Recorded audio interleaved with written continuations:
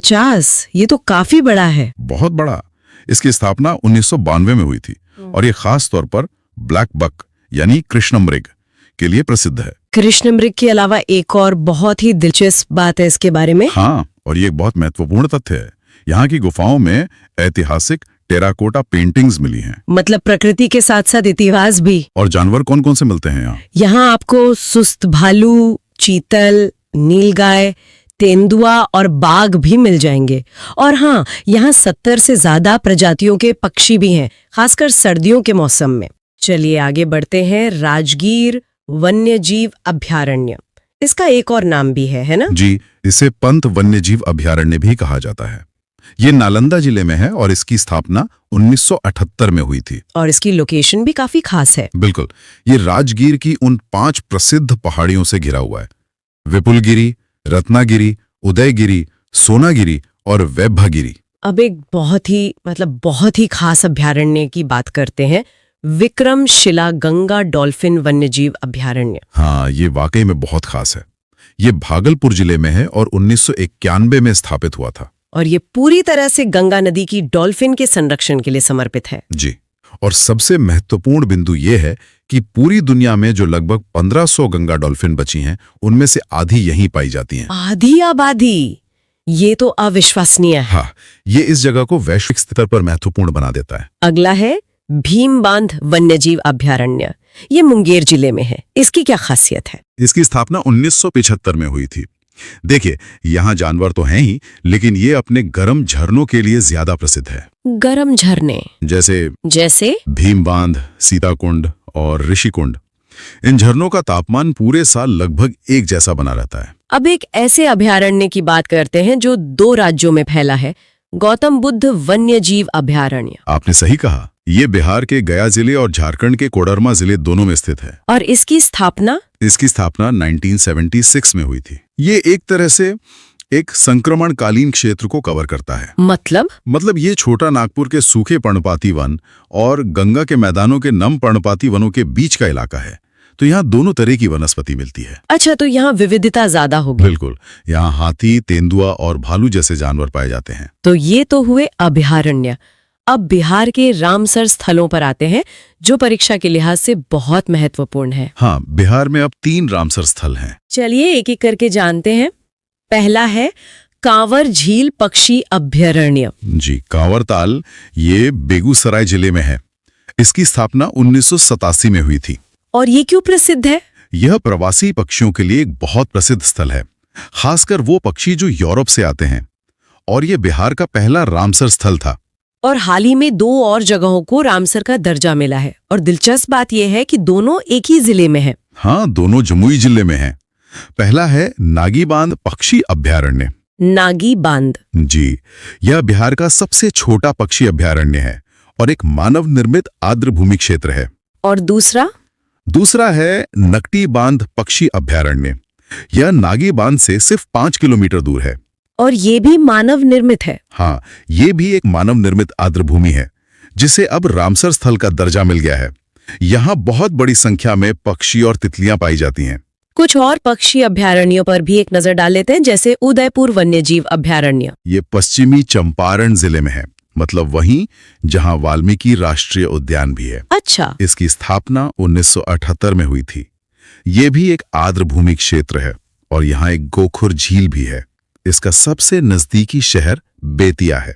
और एक और नाम है बरेला झील सलीम अली पक्षी अभयारण्य। हाँ, ये वैशाली जिले में है। इसकी स्थापना 1977 में हुई थी और हालांकि एक पक्षी अभयारण्य है, पर यहाँ चीता, हिरण और भालू जैसे जीव भी मिलते हैं। अब अगला टॉपिक देखते हैं, बिहार की प्रमुख फसलें। जब हम बिहार की बात करते हैं तो जहन में सबसे पहले क्या आता है? खेत, हरियाली, किसान। बिल्कुल। और ये सिर्फ एक तस्वीर नहीं है, ये हकीकत है। बिहार की आप समझिए लगभग 3/4 आबादी की रोजी रोटी सीधे सीधे खेती से ही चलती है। हाँ, और राज्य की जो पूरी अर्थव्यवस्था है उसका भी लगभग 5वां हिस्सा, मतलब 20% इसी खेती पर टिका है। तो आज हम इसी की गहराई में उतरेंगे, देखेंगे कि गंगा के मैदान की उस उपजाऊ मिट्टी में ऐसा क्या खास है। बिल्कुल। और बिहार की कहानी को समझने के लिए ना सबसे पहले उसका कृषि कैलेंडर समझना होगा। यहाँ की जमीन इतनी अच्छी है कि साल भर खाली नहीं रहती। मुख्य तौर पर 3 फसल ऋतुएं हैं। 3? हाँ, एक के बाद एक चलती रहती हैं। पहली है खरीफ। अच्छा, मॉनसून वाली। हाँ, वही। इसकी बुवाई जून जुलाई में होती है और कटाई अक्टूबर नवंबर तक। इसमें वो फसलें होती हैं जिन्हें पानी बहुत चाहिए, जैसे धान, मक्का, बाजरा। दूसरी सबसे बड़ी फसल गेहूं आती है, साथ में चना, जौ, मटर, सरसों भी। और कटाई? कटाई मार्च अप्रैल में, गर्मी शुरू होने से ठीक पहले। और इन दोनों के बीच में एक छोटा सा गैप होता है, अप्रैल से जून तक का। अच्छा। उसमें किसान एक और फसल उगा लेते हैं जिसे जायद कहते हैं। ये बहुत कम समय की फसल होती है, जैसे कुछ सब्जियां या पशुओं के लिए हरा चारा। एक तरह से बोनस फसल हो गई। बिल्कुल, बोनस फसल। तो चलिए इस कैलेंडर की सबसे बड़ी और सबसे अहम फसल यानी धान से शुरू करते हैं।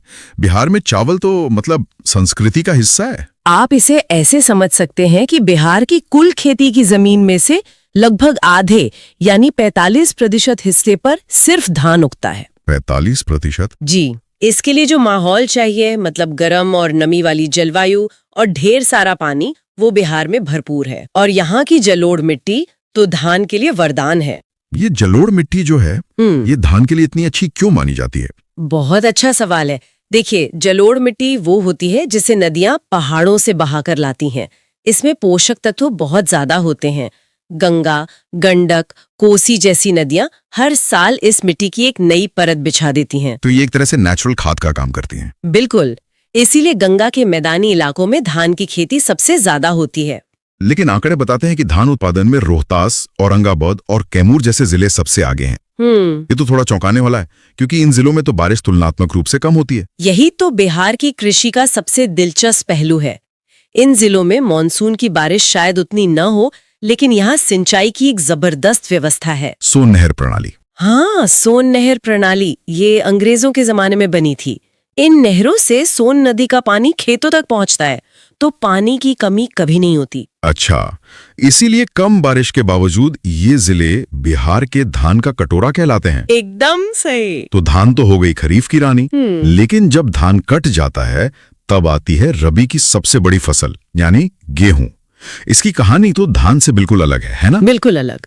जहां धान को पानी और गर्मी चाहिए, वहीं गेहूं को सूखी और ठंडी जमीन पसंद है।